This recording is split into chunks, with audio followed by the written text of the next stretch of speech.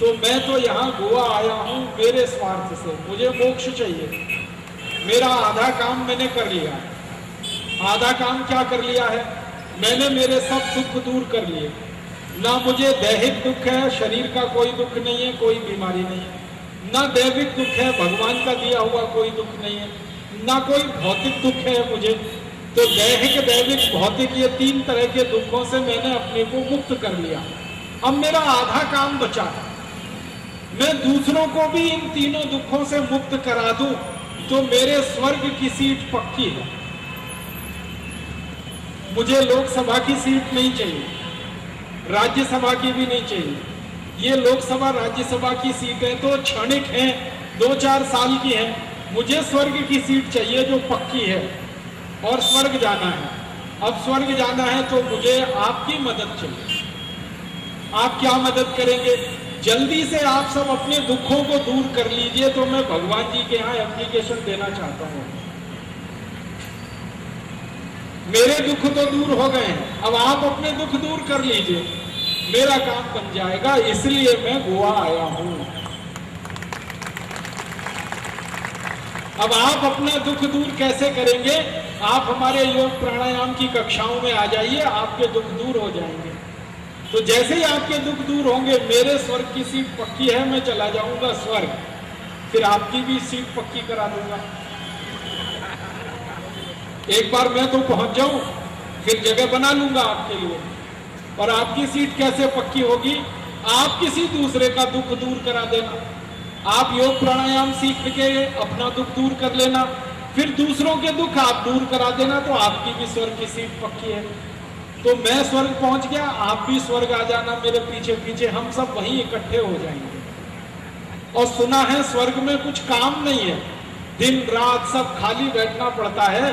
तो दिन रात खाली बैठ के क्या करेंगे? वहीं योग प्राणायाम की कक्षाएं लगाएंगे, इंद्र को सिखाएंगे, उसके चेले चपाटों को योग प्राणायाम सिखाएंगे। ये करना है हमको, और इसी के लिए भारत स्वाभिमान का अभियान है।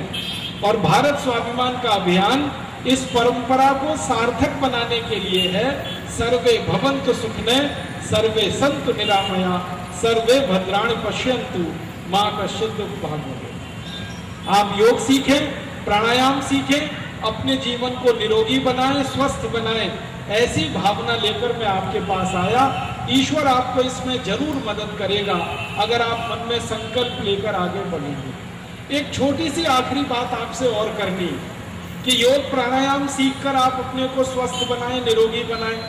आयुर्वेद हमारे देश में एक बड़ा पुराना चिकित्सा शास्त्र है जो ये कहता है कि कोई भी व्यक्ति चाहे तो जीवन भर सुखी रह सकता है, निरोगी रह सकता है, रोग मुक्त रह सकता है। तो जीवन भर कोई व्यक्ति निरोगी रहे, सुखी रहे, निरोगी रहे, सुखी रहे जीवन भर, इसके लिए हमारे देश में चिकित्सा शास्त्र है जिसका नाम है आयुर्वेद।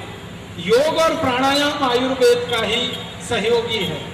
तो मैं आप सभी गोवा के नागरिकों को आयुर्वेद चिकित्सा शास्त्र के 2-3 सूत्र कहना चाहता हूं, जिनको आप अपने जीवन में अपनाएं और हमेशा के लिए आप निरोगी हो जाएं।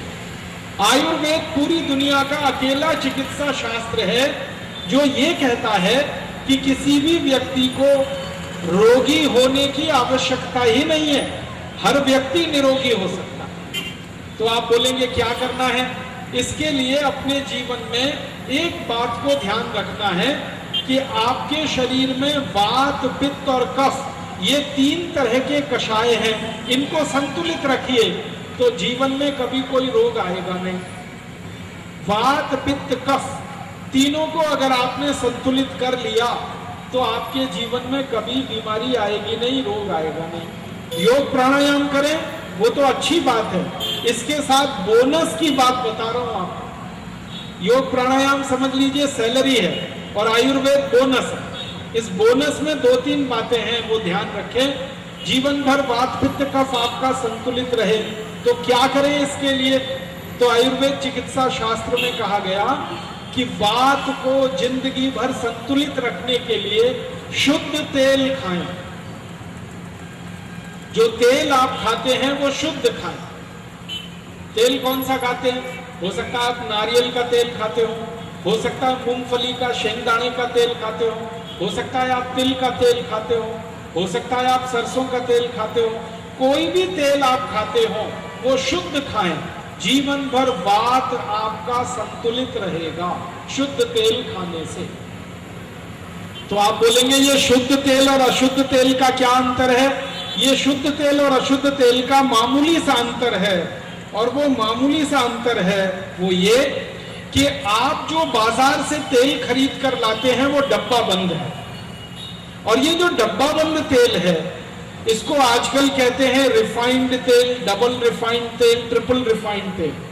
तेल को जब रिफाइन किया जाता है तो उसमें बहुत सारे केमिकल्स मिलाए जाते हैं, और वो केमिकल्स तेल में इकट्ठे होकर जब मिल जाते हैं तो आपके शरीर में वो तेल जब जाता है तो वो तेल कभी भी आपको शुद्धता नहीं देता। रिफाइंड तेल शुद्ध नहीं होता, डबल रिफाइंड तेल और भी ज्यादा शुद्ध नहीं होता। तो आप ये जो रिफाइंड और डबल रिफाइंड तेल खाते हैं ये आप खाना बंद कर दीजिए, शुद्ध तेल खाइए। शुद्ध तेल का मतलब शेंगदाना लेके जाइए और तेल निकालने वाले किसी मशीन में दीजिए, तेल निकालकर जो देगा वो शुद्ध तेल। नारियल लेके जाइए, तेल निकालने वाली मशीन से उसका तेल निकलवाइए, वो तेल खाइए, वो शुद्ध तेल है। तिल लेके जाइए और उसका शुद्ध तेल निकलवाइए, वो खाइए, वो शुद्ध तेल है। ये शुद्ध तेल और रिफाइंड तेल का एक अंतर समझाना चाहता हूं। तेल को जब रिफाइन किया जाता है तो उसका जो चिकनाई वाला पदार्थ है वो निकाला जाता है, और विज्ञान की भाषा में अगर मैं आपको सरल बात समझाऊं वो ये कि तेल का जो चिकनाई वाला भाग है वही सबसे ज्यादा प्रोटीन युक्त होता है। तेल में जो प्रोटीन है वो उसके चिकनाई वाले भाग में होता है, और जब रिफाइन करने के नाम पर तेल से वो चिकनाई निकाल ली जाती है तो प्रोटीन तेल का खत्म हो जाता है, और बिना प्रोटीन का तेल पानी से भी ज्यादा खराब होता है। इसलिए आप तेल खाइए, शुद्ध खाइए। तो आपके मन में एक डर पैदा हो जाएगा जो हमारे एलोपैथी चिकित्सकों ने पैदा कर दिया है कि अगर चिकनाई वाला तेल खाएंगे तो हार्ट अटैक आएगा। मैं आपको जानकारी देना चाहता हूं कि हमारे शरीर में दो तरह की चिकनाई होती है जिसको डॉक्टर लोग फैट्स कहते हैं। एक तो अच्छा फैट होता है और एक तो बुरा फैट होता है। अच्छा फैट है जिसको HDL कहते हैं, हाई डेंसिटी लिपोप्रोटीन, और बुरा फैट है जिसको LDL कहते हैं, लो डेंसिटी लिपोप्रोटीन। ये जो चिकनाई युक्त शुद्ध तेल होता है इससे HDL बढ़ता है, और HDL बढ़ना ही चाहिए।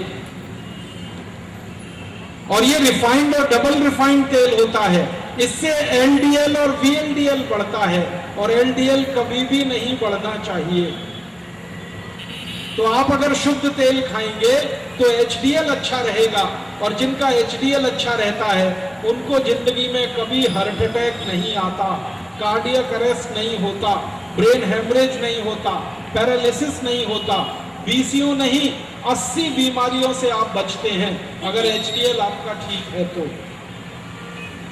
तो शुद्ध तेल खाइए, HDL अच्छा रहेगा। और शुद्ध तेल आप जानते ही हैं, अपना शेंगदाना ले जाइए, अपना तिल ले जाइए, सरसों ले जाइए, मशीन में निकलवा कर उसको ले आइए। ये एक सूत्र मैंने कहा आयुर्वेद का। दूसरा सूत्र आपसे कहना चाहता हूं कि जिंदगी भर पित्त आपका खराब ना हो इसके लिए देशी गाय का घी खाइए। देशी गाय का घी।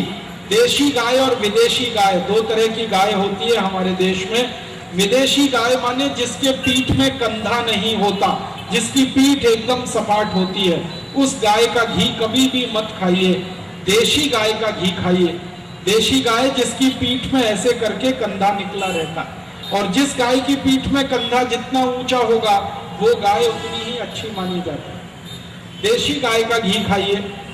पित्त कभी भी खराब नहीं होगा, और पित्त खराब नहीं होगा तो 40 बीमारियां कभी नहीं आएंगी।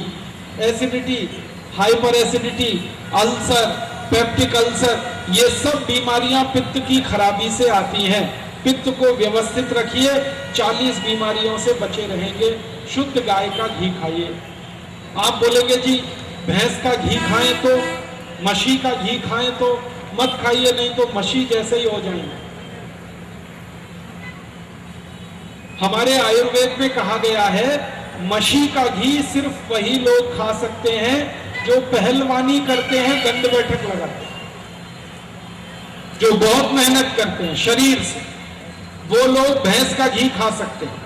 और एक खराब बीमारी होती है आयुर्वेद में जिसको कहते हैं भस्मक रोग।